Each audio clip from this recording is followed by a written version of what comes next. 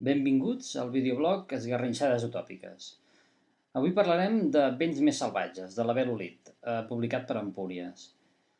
Els contes de vents més salvatges són finestres de vida, que ens mostren un moment efímer del personatge que pot voler dir moltes coses. Són situacions clau en la trajectòria vital d'aquest personatge que tindrà conseqüències gairebé sense cap mena de dubte en el seu futur.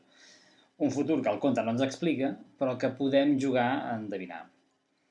L'Abel Olit té l'habilitat d'acostar el lector als protagonistes de les seves històries jugant amb destresa, sobretot amb els 5 sentits. Cada sensació del personatge es transmet al lector en paraules senzilles i directes. Ens fan entrar en el món del personatge transmetent-nos no només els fets del que passa en aquella història, sinó també com viu aquell fet a través dels poros de la pell.